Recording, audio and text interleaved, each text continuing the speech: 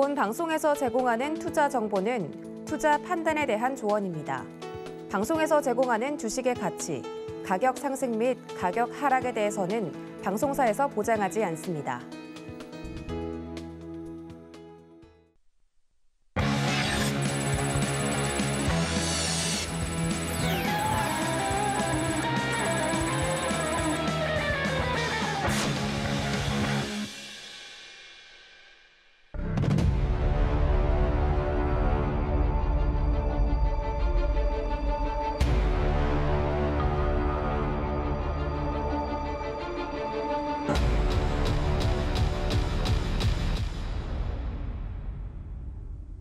안녕하세요. 커다란 상승 흐름에 올라타는 시간 빅사이클의 손자입니다.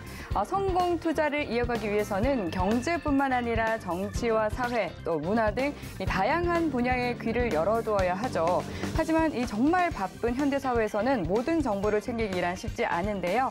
그렇기 때문에 매일 밤 10시 저희가 여러분들께 이 알짜 정보만 쏙쏙 뽑아서 전해드리도록 하겠습니다.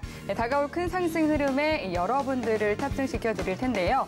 오늘은 특별히 더욱더 귀를 쫑긋해 주셔야겠습니다. 앞서서 조금 또 힌트를 보셨을 것 같은데 대한민국 초미의 관심사죠. 대선이 하루 앞으로 다가왔습니다. 이에 대한 성공 투자 전략을 오늘 꼼꼼히 짚어볼 테니까요. 1시간 동안 집중해 주시면 되겠습니다. 네, 그럼 먼저 오늘 미래를 보는 눈을 함께해 주실 든든한 두 분의 파트너 만나보겠습니다. 이주연 파트너, 또 이용준 파트너 만나보겠습니다. 반갑습니다. 안녕하세요. 네, 반갑습니다. 네, 그럼 먼저 이주연 파트너부터 인사 한 말씀 해주시죠. 어떤 인사를 드려야 될까요? 네, 시청자분들께 한 말씀 부탁드릴게요. 네, 여러분, 빅사이클, 빅사이클은 저 첫 출연인데, 네. 앞으로 여러분들께 좀 시장의 큰 트렌드를 좀 알려드릴 수 있는 그런 계기가 됐으면 좋겠다라는 생각이 들고요. 오늘 좀 특집이 이제 대선 테마다 보니까, 이 대선에 대한 종목들에 대한 이야기들을 좀 많이 드릴 텐데, 사실 지금 이런 종목들을 공략하라고 이야기를 드린다는 부분은 아니라는 거 꼭 알아두시고, 이 대선 테마는 5년에 한 번씩 오는 이 주식 시장의 꽃입니다.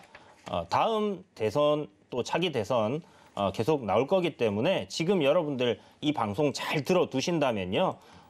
다음 사이클이 왔을 때 큰 수익을 또 낼 수 있는 그런 기회가 될 거니까 오늘 함께 이 시간 해주신다면 분명 도움되지 않을까 생각이 듭니다. 네, 좋습니다. 또 5년 만에 한 번씩 오는 또 이 꽃이다 이렇게 표현을 해주셨는데 그럼 이어서 이용준 파트너도 시청자분들께 인사 말씀 부탁드릴게요. 안녕하세요. 이용준 파트너입니다. 오늘은 대선 관련 테마를 다룰 텐데요. 방금 이주연 파트너님께서 말씀하셨다시피 대선은 5년 만에 한 번씩 돌아오는 주식의 꽃이라고 합니다.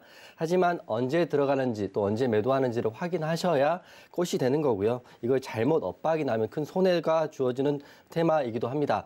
인물주도 다뤄야 되고요. 정책도 다뤄야 되는데 오늘 이 시간에 이주연 파트너님과 함께 인물주, 정책주의 매수, 매도 타이밍과 앞으로 향후 흐름에 대해서 한번 다뤄보도록 하겠습니다. 집중해 주세요.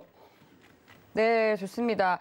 그리고 또 방송 중에도 또 방송 이후에도 알찬 정보 가져가고 싶다 하시는 분들은 노란톡 들어오시면 됩니다. 샵 0082번으로 이주현 혹은 이용준 3글자 적어서 문자 보내주시거나 하단으로 나가고 있는 QR코드 통해서도 입장하실 수 있습니다.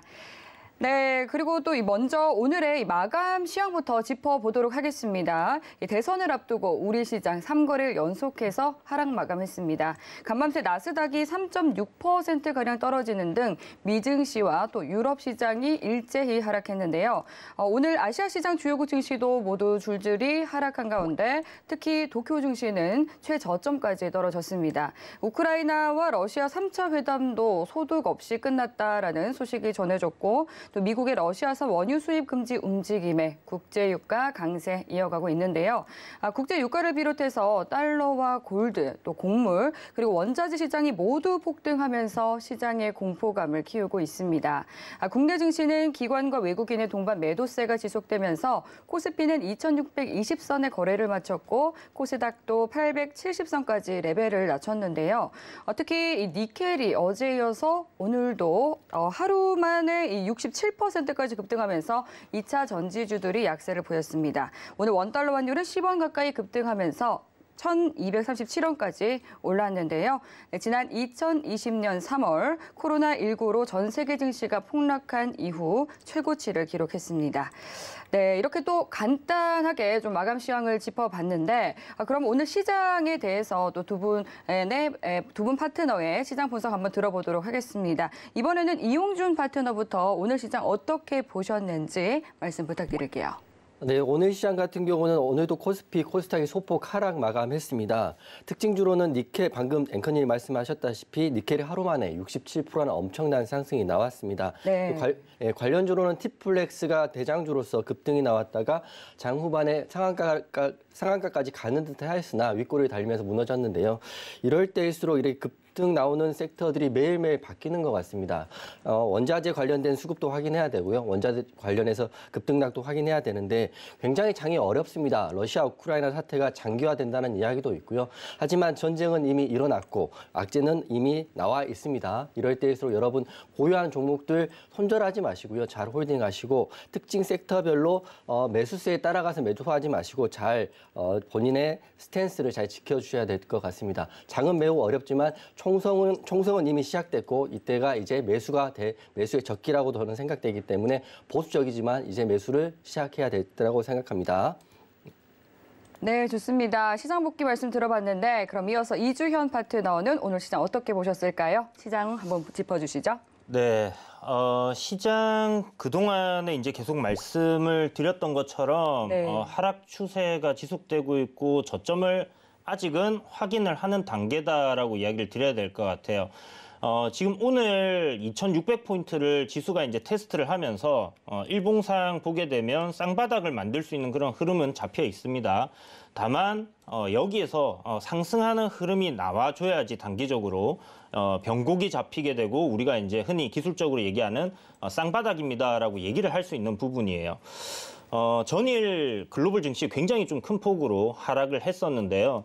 오늘 그에 따른 반등이 좀 나와줄 가능성이 높다라고 생각이 들고 다우지수라든지 뭐 S&P 500, 미 증시 같은 경우에는 지금 전저점 구간까지는 아직 내려오지 않았습니다. 그래서 저점을 좀 높여주는 그런 변곡이 나온다라고 했을 때는 추세 전환의 가능성이 조금은 열린다라고 볼 수 있지만 아직 바닥을 확인하기는 이르다라고 생각이 들고요. 그 이유로는 우리가 지금 시장 하방으로 압력을 받고 있는 이유들, 금리 인상이라는 부분, 이게 가장 큰 이슈가 되겠죠. 문제는 이제 금리 인상을 해서 물가를 잡아야 되는 시점이 왔는데 전쟁이라는 부분이 하나의 변수로 작용을 하고 있다라고 보시면 될 것 같고요. 이 전쟁 때문에 이 파월 의장의 스탠스가 좀 약해졌습니다. 50bp를 인상을 한다고 했다가 한 25bp 정도로 얘기가 나오면서 며칠 전에 시장이 살짝 반등을 해줬던 부분이 있었어요. 그런데 보시는 것처럼 시장이 힘없이 빠지는 부분들, 원자재 가격은 폭등하고 유가는 지금 어디까지 올라갈지 알 수가 없는 그런 상황입니다. 그런 불확실성이 지금 시장에 계속 녹아있는 부분이기 때문에 시장에서 어떻게 여기가 저점이다라고 생각을 하고 접근하시기보다는 보수적으로 아직은 시장을 좀 바라보시고요.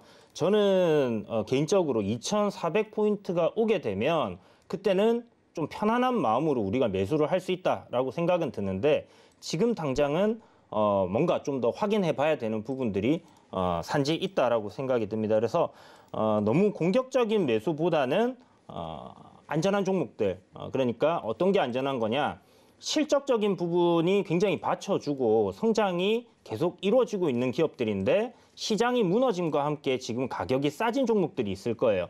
그런 종목들 같은 경우는 분할로 여러분들이 느긋하게 긴 관점으로 천천히 매수를 하시면 되겠지만 그러지 않은 종목이라든지 아니면 여러분들이 보유하신 종목들 중에서 이슈나 모멘텀에 의해서 접근을 하셨다가 지금 대응을 못하고 계신 종목들도 있을 겁니다. 그런데 시장이 저점을 깨고 내려가는 흐름에 여러분들의 종목도 전저점을 이탈하는 흐름이 나온다라고 했을 때는 비중 축소라든지 현금을 확보를 하는 데 있어서 지금 저점에서 내가 손절을 해서 위험하다라고 생각하시기보다는 일단 현금 확보를 하면 또 다른 기회를 찾을 수 있다라고 생각을 한번 해보시는 것도 좋지 않겠나라는 생각이 듭니다. 그러면 어찌됐든 내 종목도 많이 빠졌지만 좋은 종목들도 많이 빠져 있기 때문에 또 그런 종목으로 교체를 할 수 있는 좋은 기회가 또 될 수 있다. 이렇게 생각을 하시면 좋을 것 같아요.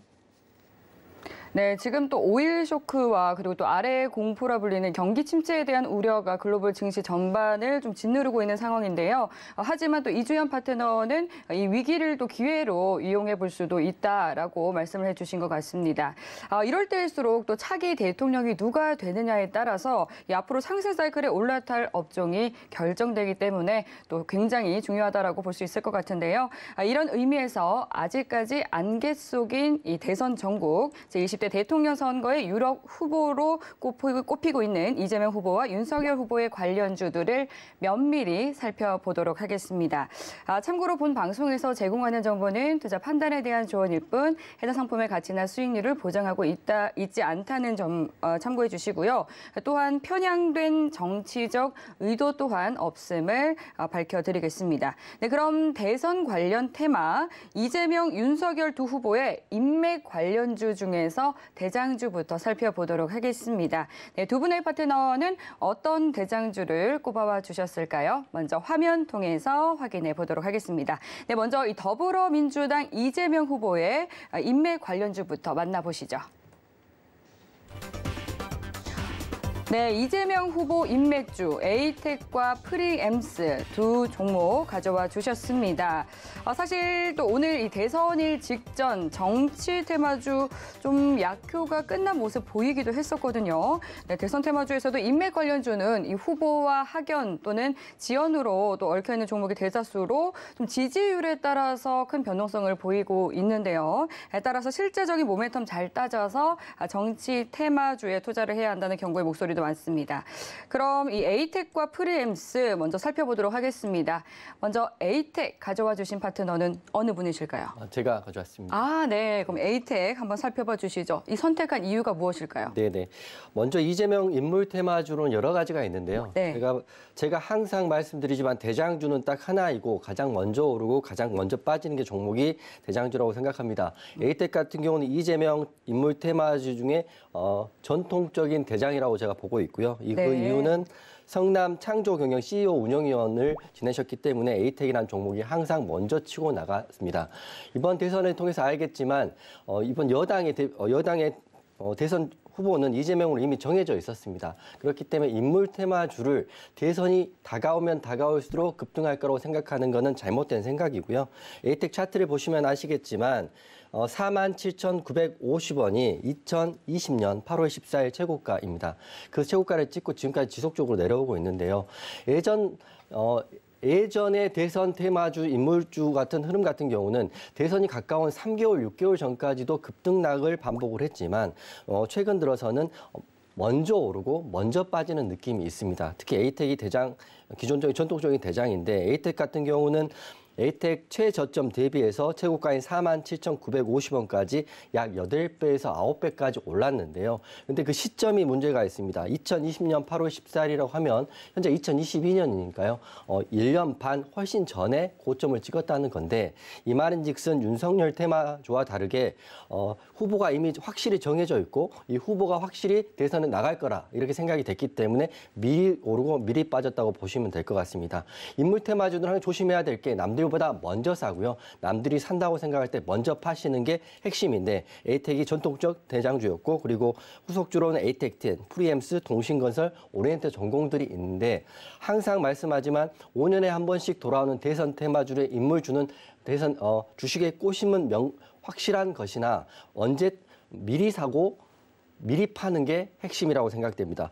에이텍 같은 경우는 2020년 8월 14일 이미 흐름이 끝났고요. 그다음 한 번도 고점을 돌파하지 못하고 그때부터 1년 반 동안 하락했고 오늘 같은 경우도 내일 대선인데 마이너스 10% 가까운 급락이 나왔습니다. 이렇기 때문에 인물주를 하실 때는 항상 타이밍이 정말 중요하다. 하고 인물주 같은 경우는 미리 팔고 시세를 노린 다음에 그다음 정책주로 넘어가는 현명함을 발휘하셔야 될 것 같습니다. 이상 에이텍 설명드렸습니다. 네, 에이텍에 대해서 뽑아주셨습니다. 지금 이제 대장주는 가장 빨리 오르고 또 가장 빨리 떨어지는 것이다라고 말씀해 주셨는데 그만큼 시장에서 좀 큰 변동성을 보이는 종목이라고 할 수 있을 것 같습니다. 지금 에이텍 이외에도 혹시 다른 기업 관련해서 보신다면 좀 눈여겨보신 게 있나요? 저 같은 경우는 에이텍 TM만 보고요. 예전에 같은 경우는 2등주, 3등주도 사실은 같이 매수를 하고요. 같이 매도를 했는데 이게 주식하시는 분들 아시겠지만 대장주가 오르면 대장주가 10% 오르면 후속주는 2, 3% 오르고요. 대장주가 1, 2% 빠지면 후속주는 5% 이상 하락하기 때문에 여러 가지 종목 중에 대장이 되는 종목. 만약에 제가 봤을 때는 에이텍 TM이 대장이라고 보고 있지만 그 당일날 시세에서 만약 동신건설이 먼저 치고 나가면 그날은 이재명 인물 테마 중에 대장은 동신건설이라고 생각하시면 됩니다. 인물주는 매일 대장은 바뀔 수도 있지만 전통적인 대장은 우리가 생각하는 그 종목이다 이렇게 생각하시면 되고요. 안철수 인물 테마주 같은 경우도 안내비 대장입니다. 안내비 대장이지만 시총이 워낙 크기 때문에 그다음 써니전자 이렇게 보시면 될 것 같습니다. 그래서 에이텍 다음에 에이텍 TN을 봤고요. 그 후속주로는 뭐 여러 가지가 있지만 매매하실 때는 대장주 또 그 당일날 가장 먼저 치고 나가는 종목만 보셔야 된다고 강하게 말씀드리겠습니다. 네, 여기까지 이용준 파트너가 또 손꼽은 이재명의 인물 테마주 살펴봤습니다. 네, 그럼 이어서 또 프리엠스 선택해보는 이주연 파트너가 될 것 같은데 프리엠스 종목 맞나요?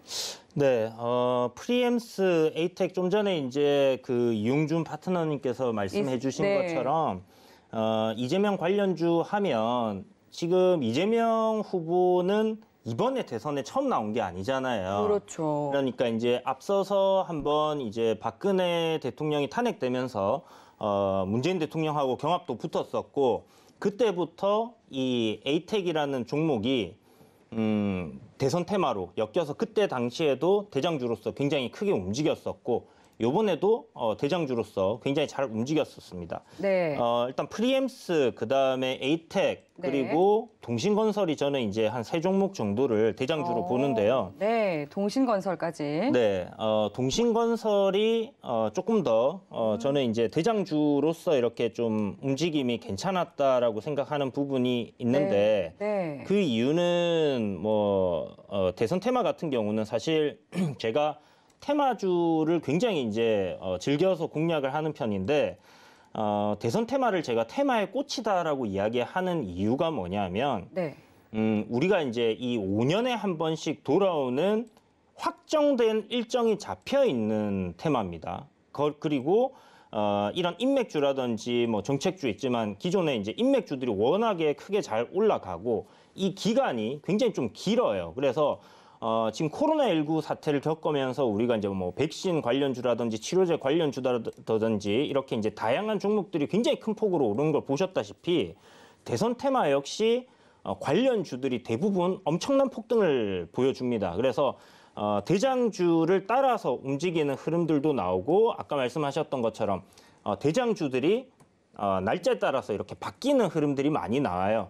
지금 30%로 상한가 폭이 바뀌고 나서 보면 급등하는 종목들이 어떤 요건이 붙으면 경고가 붙는다든지 아니면 이제 단일가로 들어가는 그런 경우들이 발생을 합니다. 그래서 그런 경우에 후발주, 2등주가 대장으로 이렇게 순서 바톤 터치를 하면서 계속 올라가는 흐름들이 나오는 게 바로 대선 테마고요. 그래서 대선 테마를 공략할 때는 꼭 대장주가 아니더라도 후발주더라도 여러분들이 뭐 수익의 폭은 좀 차이가 나겠지만 크게 수익을 낼 수 있다라고 생각을 하시면 될 것 같고 제가 동신건설을 대장주로 생각을 하는 이유는 기존에 이제 그 이재명 후보 하면 떠올랐던 테마주 중에서 대장은 에이텍이 맞았는데 요번에 이제 대선을 앞두고 좀 급등이 크게 나왔던 종목이 바로 이제 동신건설이었고요.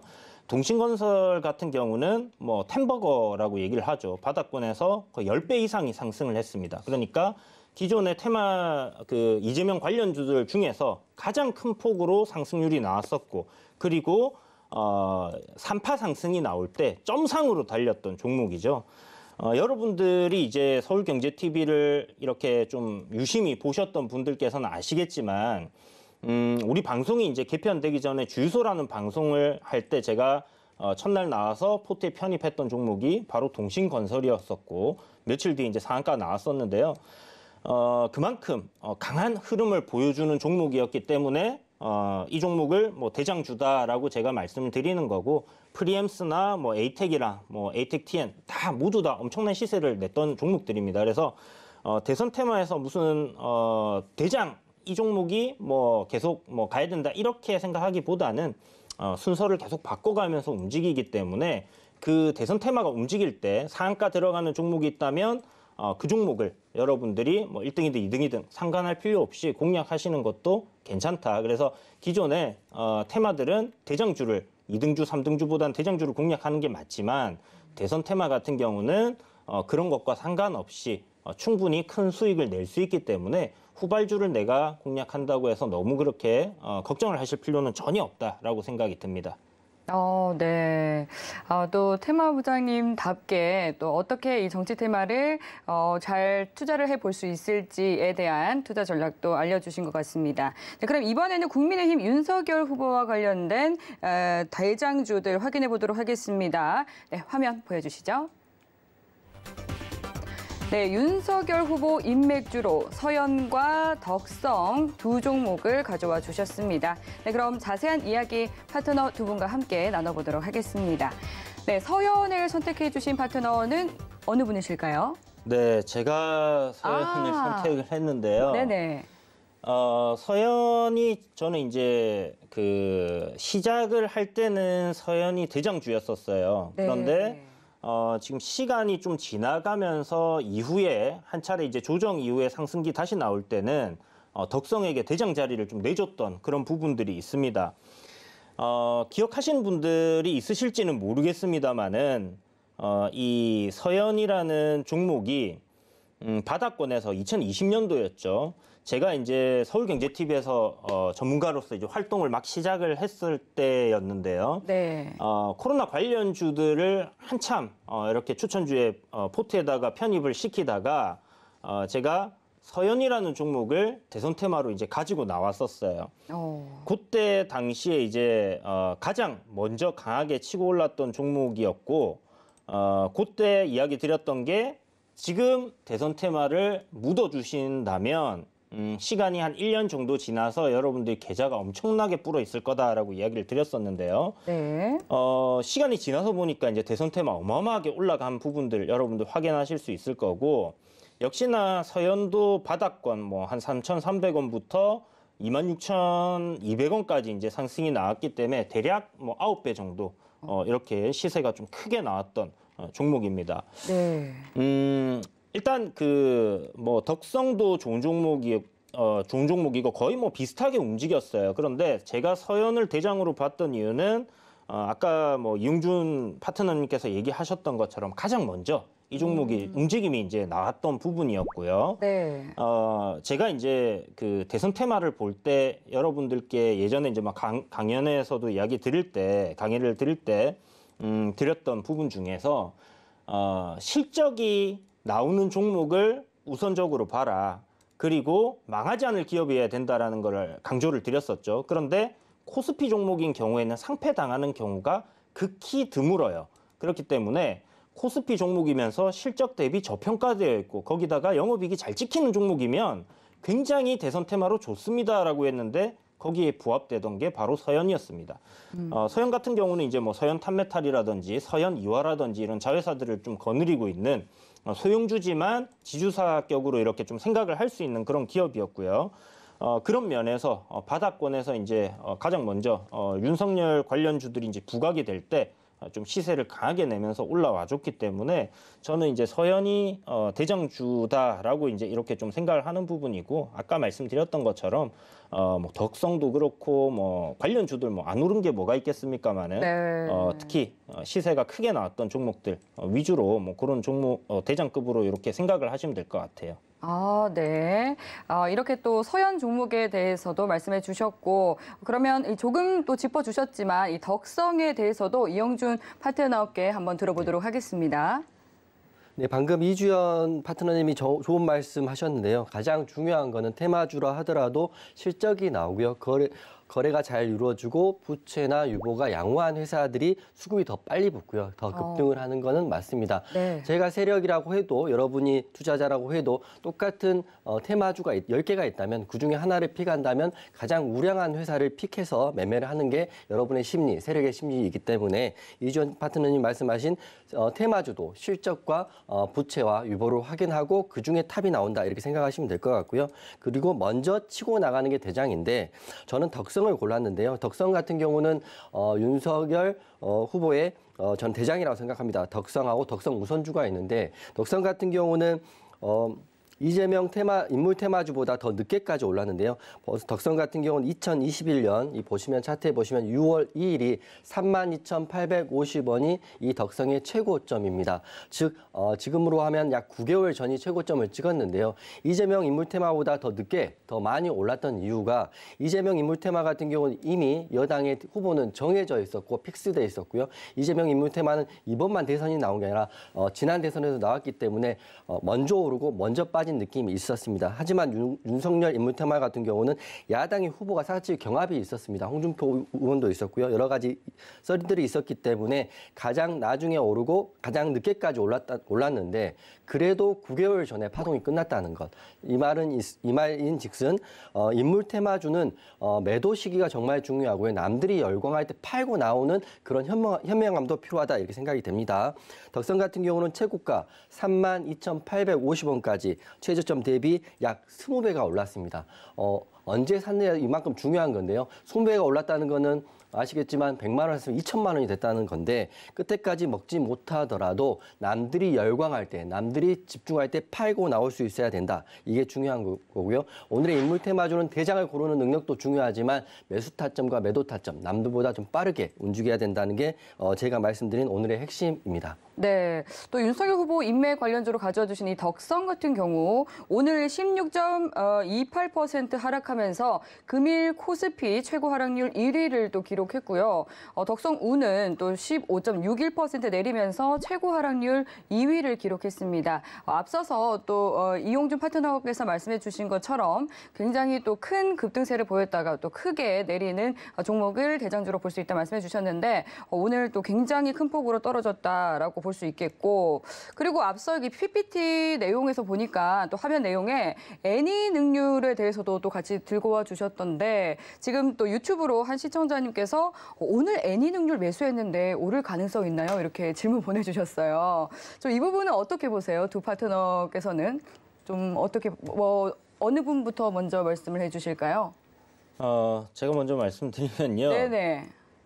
하늘이 도우시면 올라갈 겁니다. 그동안 이제 좀 좋은 일을 많이 하셨고 조상님이 굽어 살피신다면 반등이 나올 가능성이 있는데 가급적이면 이거 오늘 왜 사셨을까요? 기술적으로 반등이 나올 수 있는 그런 모양새는 보이지만 테마적으로 봤었을 때 글쎄요 아무런 기대감 오늘 만약에 기대감이 있었다면 올랐어야겠죠, 그죠? 네. 그런데 우리가 테마를 공략을 하거나 일정주를 공략을 할 때는 그 일정이 딱 됐을 때는 재료가 소멸이 됩니다. 그렇죠. 결국 특히 정치 테마주 같은 경우는 더 하더라고요. 네, 그렇죠. 그래서 지금 제가 이제 얘기를 좀 하다 보니까 사람들이 네. 굉장히 오해하는 게 예. 대선 테마들을 이제 내일이 대선이니까 네. 오늘 사서 그 종목 관련된 인물이 당선이 되면 주가가 오를 거야 이렇게 생각하시는 분들이 있더라고요. 네. 제가 이거 절대 아니라고 입이 마르고 닳도록 거짓말 조금 더 보태가지고 한 99번만 더 하면 100번인데 네. 여러분들께 정말 많이 이야기 드렸습니다. 일정 되는 날 전날 사거나 하면 안 된다라고. 그리고 대선은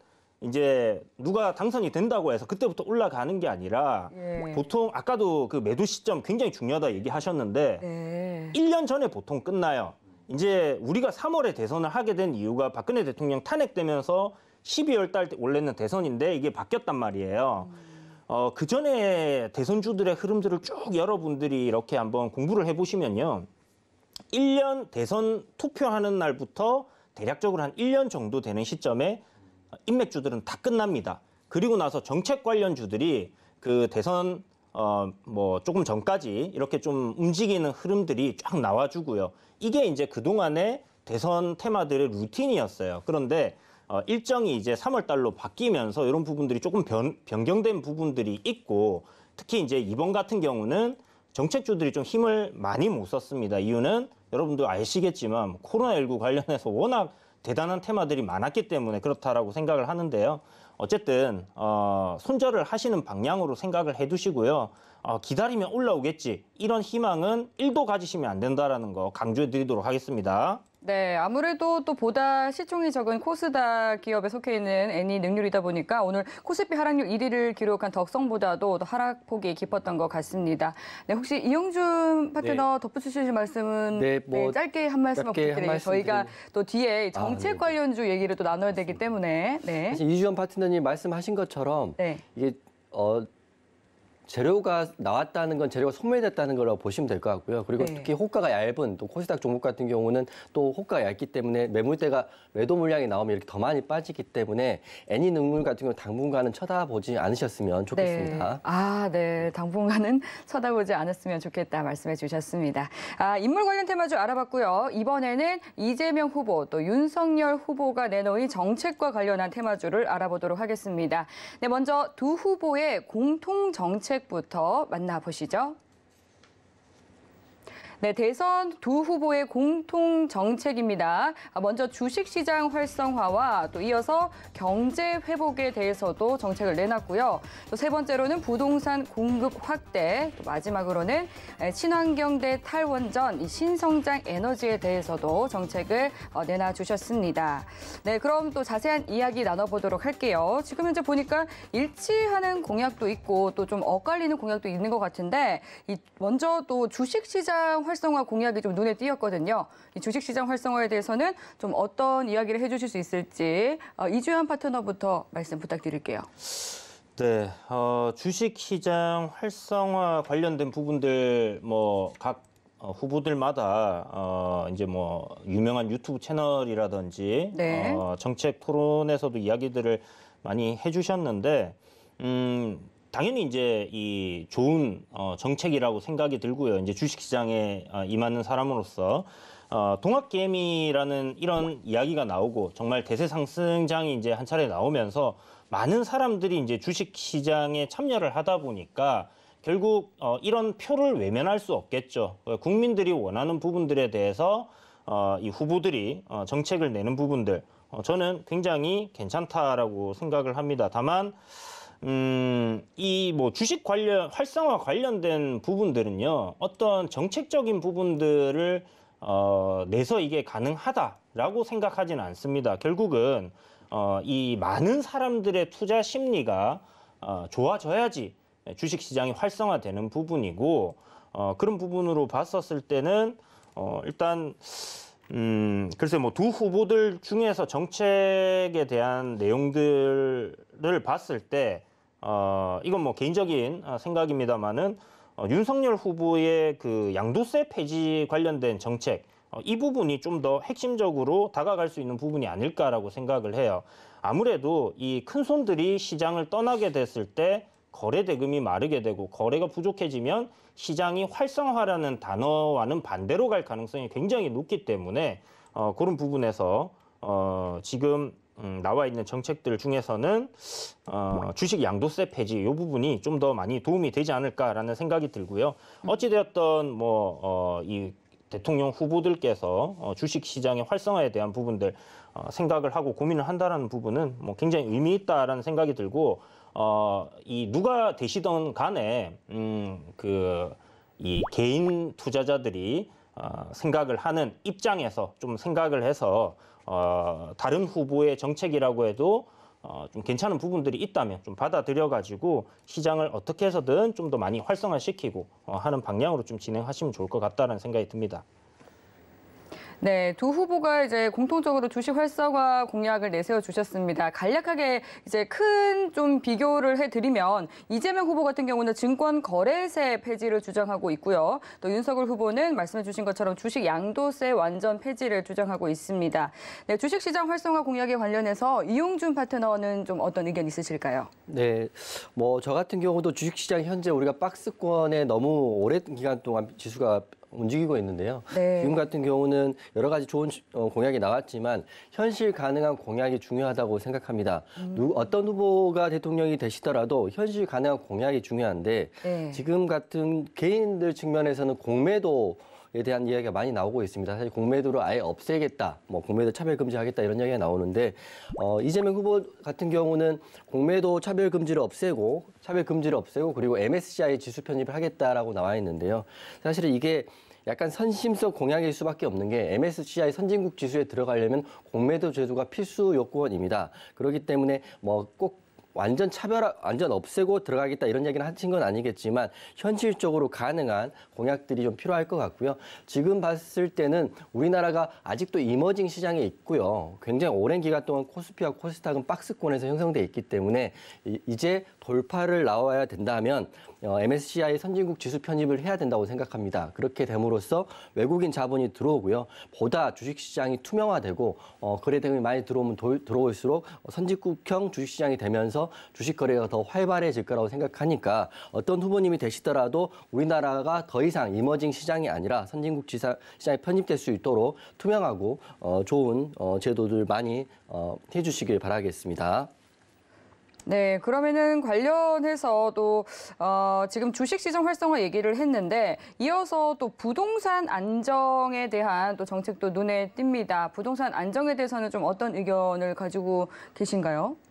두 분 파트너께서는 이주연 파트너는 어떠실까요? 부동산 안정 아무래도 이게 그 가장 큰 이슈였죠. 사실 네. 우리 아파트 가격이라든지 부동산 가격 워낙 폭등을 하다 보니까 그렇죠. 국민들이 이제 거기에 대한 불만감, 2030 세대들 앞으로 이제 그냥 직장 다니면서 돈 벌어갖고 집을 살 수 없는 그런 상황이 이제 발생을 하면서 좀 이슈화가 크게 되면서 이 공급에 대한 부분들 더 늘리겠다라는 이야기도 나왔었고요. 그리고 공공주택을 좀 더 확대하는 정책 이야기도 나오고 부동산 관련해서는 두 후보가 앞으로 공급 확대를 통해서 좀 더 안정화시키겠다라는 얘기가 나오고 있는데 실질적으로 이 글로벌적인 유동성 장세에서 부동산이라는 부동산 가격이 급등할 수밖에 없는 그런 환경이었어요. 그런데 그런 부분에 이제 규제를 좀 더 하다 보니까 어떻게 이제 좀 폭등을 하는 그런 상황으로 갔던 부분이다라는 생각이 들고요. 이런 정책들 그냥 기존의 그 필요한 공급량만큼만 정부에서 공급을 하더라도 금리가 인상하는 시점에서는 결국 안정화될 수밖에 없습니다. 그래서 이게 이제 문제는 뭐냐? 너무 급격하게 부동산 가격이 급락할 경우에는 우리나라 이제 개인들의 그 부채가 대부분 부동산에 묶여 있는 부분이기 때문에 이게 또 큰 시장에 충격을 줄 수 있는 부분이거든요. 그래서 연착륙할 수 있는 그런 정책들이 좀 필요하지 않겠나라는 생각이 들고 관련주들이 꽤나 많이 나왔었어요, 사실. 네. 보면 지금 관련주들 중에서 이재명 관련주 같은 경우도 이 부동산 관련 정책주들 되게 많이 나왔고 윤석열 관련주들 중에서도 부동산 관련주들 도시재생이라든지 이런 얘기 나오면서 자연과 환경도 오르고 했는데 사실 정책주들 같은 경우는 이제 이번에는 그렇게 좀 재미가 없었던 것 같습니다. 요 부분 정책 관련주들이 사실 이제 대선이 끝나고 나서도 더 오를 수 있다라는 기대감을 갖고 계신 분들이 있으신데요. 이 부분은 일단 뚜껑을 열어봐야지 알 수 있어요. 실질적으로 정책으로 그 공약을 내세우지만 이게 공약이 실행이 되는 단계로 가야지 그게 다시 한번 부각이 받는 그런 상황들이 발생할 거거든요. 정부 정책주는 여러분들이 이제 그린 뉴딜 정책이라든지 이번에 한번 겪어보셨던 분들 있으실 텐데 정부에서 그런 식으로 이제 정책을 내면서 발표를 하고 거기에 대한 계획들을 내는 부분에 따라서 또 한번 움직일 수는 있습니다. 그러나 그때 시점에 만약 또 큰 이슈로 인한 테마가 형성되어 있다라고 하면 시장에서 그렇게 크게 부각받지 못한 상황도 발생할 수 있다는 부분을 꼭 참고해 두시고요. 대선 인맥주든 정책주든 대선이 임박해 오는 시점이 되면 결국은 끝물이다라는 부분들을 꼭 기억을 해 두시면 좋을 것 같습니다. 네. 지금 부동산 정책과 관련해서도 건설주 그리고 철강주 많은 분들이 보고 있는데 이 부분 좀 어떻게 보세요? 저요? 네. 종목 흐름들요? 글쎄요. 부동산 35층 지금 규제를 풀어줬잖아요. 네, 서울시에서 보면 DLENC라든지 국내 이제 벽산 아파트를 국내에 이제 이렇게 공급하는 업체들 같은 경우, 그 다음에 아파트 건설을 하는 데 있어서 기초로 이제 먼저 들어가는 그런 기업들이 있는데, 삼일 CNC라든지 이런 기업들 같은 경우는 지금 벌써 주가가 이미 좀 상승 흐름들이 잘 나와주고 있습니다. 그런 부분들은 제가 봤을 때는 추가적인 상승 모멘텀도 충분히 있지 않나라고 생각이 드는데, 문제는 이제 시장이겠죠. 시장이 어느 정도 안정을 찾았을 때 그런 부분들이 시장에서 부각이 되고 시세적인 탄력을 받을 수 있지, 지금처럼 계속 전저점을 위협하는 상황이 된다라고 하면 제가 아까도 시황 얘기 말씀드렸지만 보수적으로 접근하세요라는 말은 아마 어떤 경제방송을 틀더라도 전문가들 입에서 나올 만한 그런 이야기입니다. 그 말인즉슨 투자자들의 투심이 굉장히 얼어붙어 있기 때문에 테마주들이라든지 아니면 이런 정책 관련된 종목들이 상승을 하기에는 부족한 부분이 분명히 있다. 그리고 보신 것처럼 기존의 그 건설주인데 이미 많이 기존의 그 정책주로서 이렇게 많이 상승을 한 종목들 있죠. 일성건설 같은 경우가 예를 들자면 그 주택, 공공 임대 아파트 이런 정책들로 인해서 급등을 했던 부분인데 이미 추세적으로는 하락세로 다 접어들어 있는 상황입니다. 그래서 실질적으로 뭔가 큰 기대를 할 수 있는 부분들은 없다. 그리고 앞에 먼저 이렇게 보셔가지고 시세가 대단하게 나왔다, 5배에서 10배 정도 사이로 나왔다라고 하면 그 종목은 여러분들이 많이 저점에 내려와 있는 것 같아도 공략을 하지 않는 것이 좋다라는 부분들을 다시 한번 설명드리도록 하겠습니다. 네. 이어서 이용준 파트너도 이 부동산 정책에 대해서 어떻게 보셨는지에 대한 의견과 함께 또 종목까지 짚어주시면 좋을 것 같습니다. 우선 저는 이주연 파트너님과 약간 다른 생각이 있습니다. 어떤 생각이실까요? 우선 정책 같은 경우는 후보들이 대선 이후에 실제로 본인들이 펼쳐나갈 정책이기 때문에 네. 실제 수혜가 올 가을부터는 들어가지 않을까 이렇게 생각이 되고요. 예. 현재 같은 경우는 코로나라든지 러시아 우크라이나 사태로 인해서 전반적으로 시장이 많이 빠져 있고요. 특히 원자재 관련주들 또 건설주들이 많이 빠져 있습니다. 네. 하지만 전쟁은 언젠가 끝날 것이고요. 악재는 이미 시작됐기 때문에 더 이상 악재가 아닙니다. 그래서 내일 대선 결과에 따라 누가 다냐에 따라서 공통적인 분모를 찾아가지고요.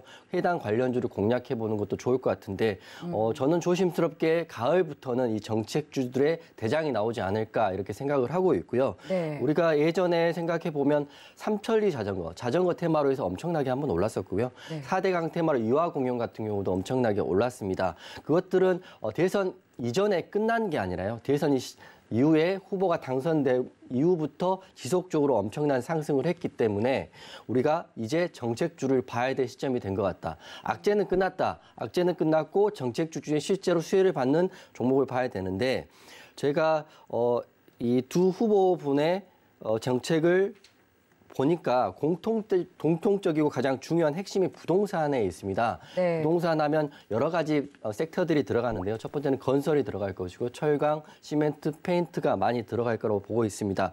하지만 두 분의 정책에 대한 테마는 같지만 본인들이 바라보는 시야가 다른데요. 이재명 후보 같은 경우는 정부 주도의 사업을 추진하실 것 같고요.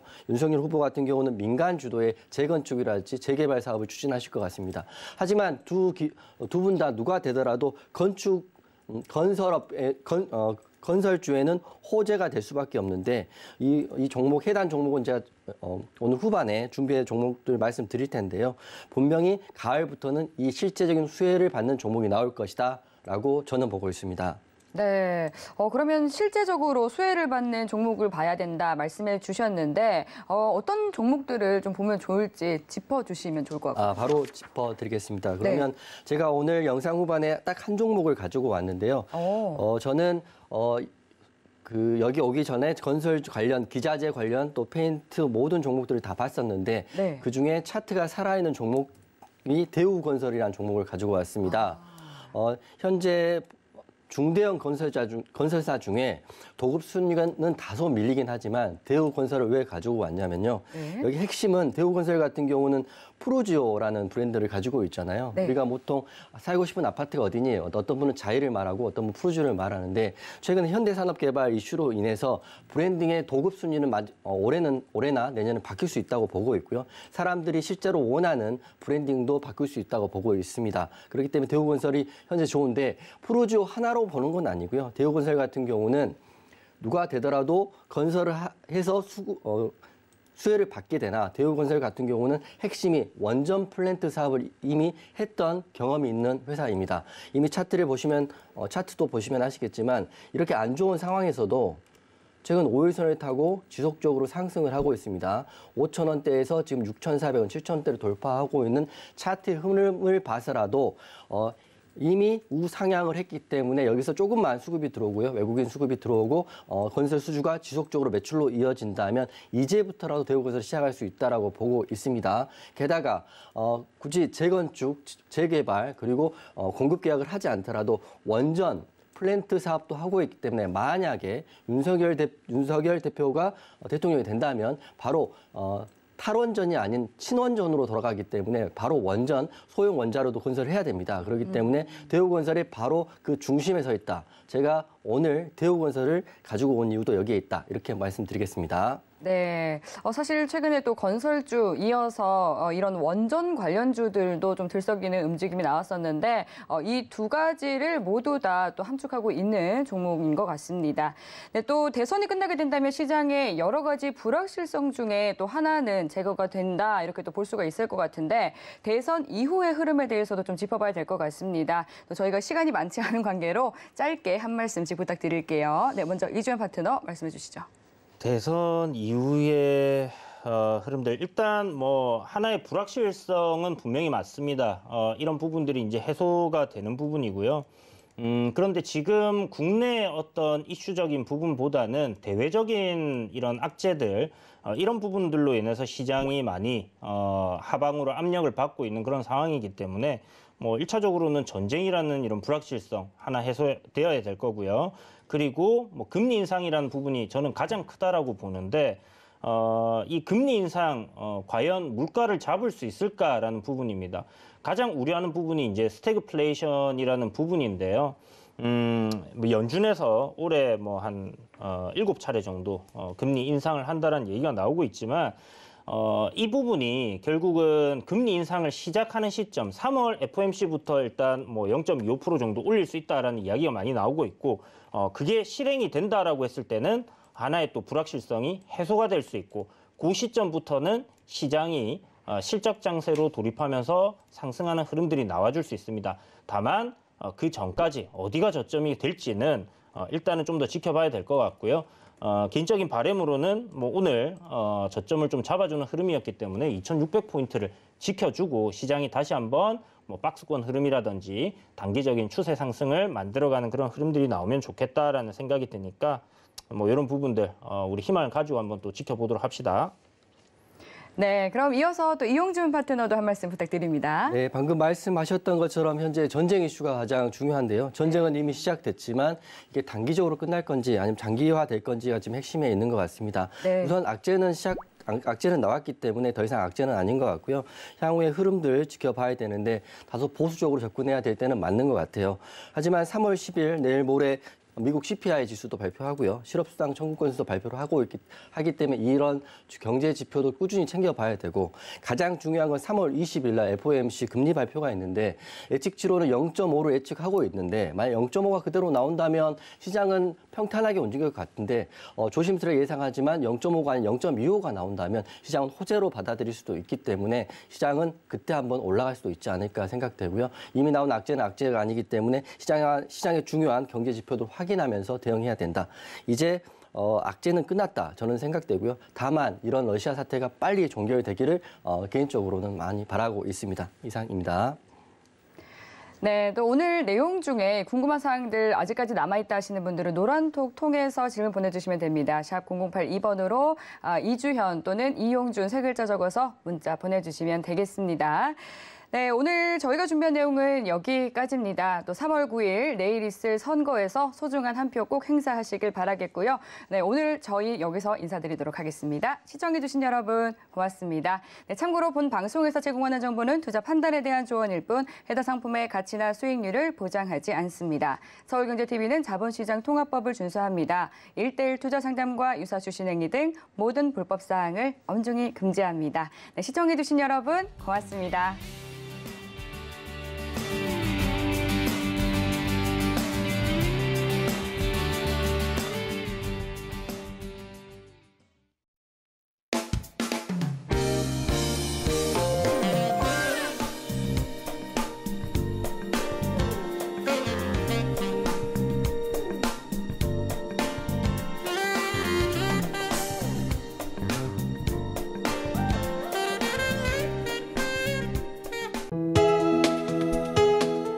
본 방송에서 제공하는 투자 정보는 투자 판단에 대한 조언입니다. 방송에서 제공하는 주식의 가치, 가격 상승 및 가격 하락에 대해서는 방송사에서 보장하지 않습니다.